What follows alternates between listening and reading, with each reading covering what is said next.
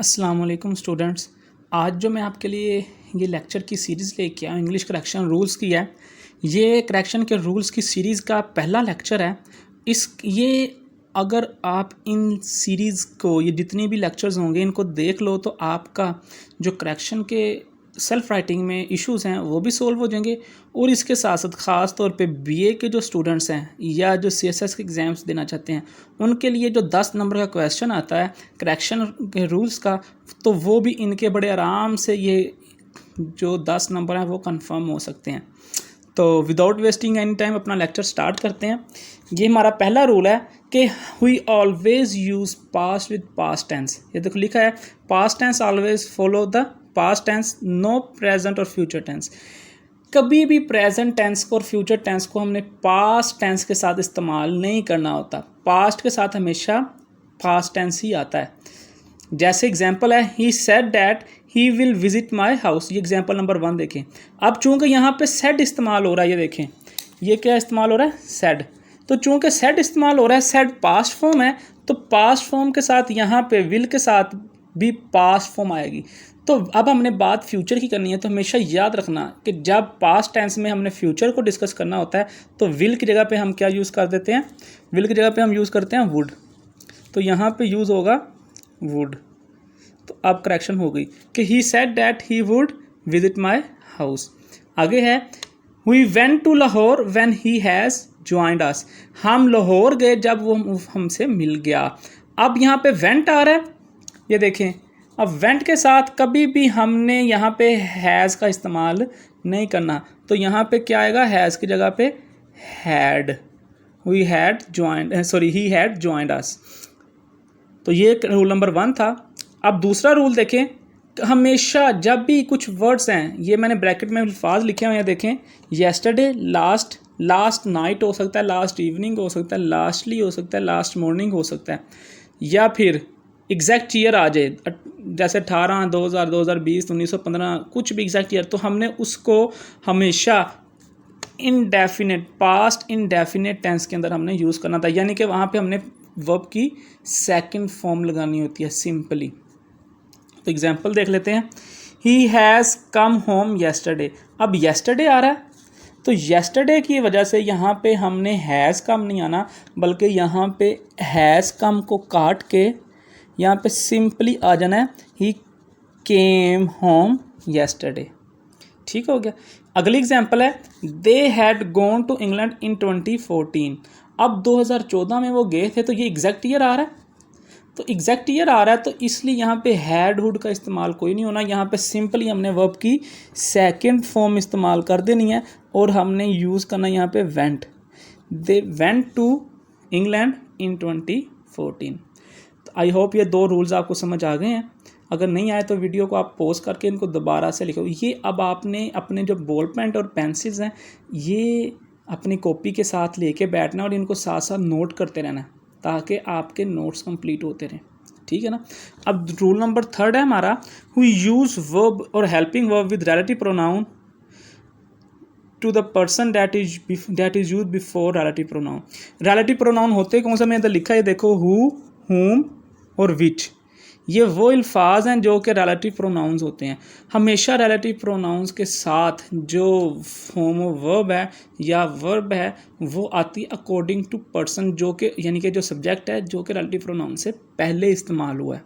ठीक हो गया। मसलन अब ये एग्जांपल है, it is I who are to blame. अब यहाँ पे देखो रिलेटिव प्रोनाउन क्या यूज़ हो रहा है, हु। अब हु के साथ आई है, आई के बाद जो इसका हेल्पिंग वर्ब है अकॉर्डिंग टू हु के बाद अकॉर्डिंग टू आई यूज़ होगा। तो यहाँ पे आई के साथ हेल्पिंग वर्ब यूज़ होगा प्रेजेंट टेंस का am, who am to blame. अच्छा, अब ये के साथ रिलेटिव प्रोनाउन क्या होते हैं, तो रिलेटिव प्रोनाउन का अगर आपको नहीं पता तो उसके ऊपर मैं एक अलग से आपको रिलेटिव प्रोनाउंस की वीडियो बना दूंगा। ठीक हो गया। खैर अगली दूसरी एग्जाम्पल है, it is they who has gone there. वो वहाँ जा चुके हैं। अच्छा, अब ये देखो कि सॉरी यहाँ पे यूज़ हो रहा है हु, तो हु से पहले क्या यूज़ हो रहा है, दे। तो यहाँ पे जो हेल्पिंग वर्ब है वो अकॉर्डिंग टू किसके आएगा, दे के। तो दे प्लूरल है तो दे के साथ क्या आ जाएगा, have. They have they have gone there. ये 3 करेक्शन के रूल्स हैं। आज का आखिरी रूल है करेक्शन का, वो मैं डिस्कस करता हूँ। रूल नंबर 4 है, ये मैंने कुछ ये टेबल बनाए हैं, टेबल के अंदर मैंने कुछ वर्ड्स लिखे हैं, इन वर्ड्स की प्लूरल नहीं होती, यानी कि आप सिंपली एस का इस्तेमाल करके इनके साथ आप इनकी प्लूरल नहीं बना सकते। मसलन जैसे हम कहते हैं ना कि बुक से बुक्स हो गया, टेबल से टेबल्स हो गया, इस तरह से इनके साथ एस का इस्तेमाल नहीं किया जाता, बल्कि अगर इनको प्लूरल बनाना है तो इनके साथ कुछ वर्ड्स हैं जो कि ऐड करने पड़ते हैं। जैसे आप अब्यूज़ या एडवाइस, तो अब इनकी अगर आपने प्लूरल बनानी है अब्यूज़ या एडवाइस की, तो वो अब्यूज़ या एडवाइजेज नहीं होगा, बल्कि होगा वर्ड्स ऑफ अब्यूज़ या एडवाइस, या फिर पीसीज ऑफ एडवाइस। ठीक हो गया। इसी तरह से मिसचीव है, तो मिसचीव्स का मिसचीव्स नहीं होगा, बल्कि एक्ट्स ऑफ मिसचीव। इसी तरह से पोइट्री की प्लूरल पोइट्रीज नहीं होती, बल्कि पोइम्स होगी। इसी तरह से या फिर पीसीज ऑफ पोइट्री होगी। इस तरह से फर्नीचर है, फर्नीचर की प्लूरल फर्नीचर्स नहीं होती, बल्कि आइटम्स ऑफ फर्नीचर होती है। नज़र आ रहा है। अब एग्जांपल कर लेते हैं कुछ। देखो, पहला है वी बोट मैनी फर्नीचर्स, हमने बहुत ज़्यादा फर्नीचर ख़रीदे। तो मैंने आपको बताया कि इनकी सिंपली फर्नीचर प्लूरल नहीं होती, बल्कि यहाँ पे क्या आएगा, आइटम्स, आइटम्स ऑफ फर्नीचर। ठीक हो गया। तो इसकी करेक्शन बन जाएगी we bought many items of furniture. इसी तरह से आगे है he gave me many abuses. अब अब्यूजेस गालियाँ को भी कहते हैं, बुरा भला भी कहते हैं। तो अब अब्यूजेस नहीं होती, मैंने आपको क्या बताया, words of abuse. He gave me many words of abuse, उसने मुझे बहुत ज़्यादा गालियाँ दी। अब आखिरी है example, I wrote many poetries, मैंने कई शायरी, बहुत ज़्यादा शायरी लिखी। अब पोइट्रीज तो नहीं होगा, जैसे मैंने आपको बताया, या तो यहाँ पे आप सिंपली पोइम्स कर दो, या फिर जो मैंने आपको ये बताया कि पीसीज ऑफ पोइट्री। ठीक हो गया। तो बेहतर होता है कि आप पोइम्स कर दो। तो I wrote many poems simply.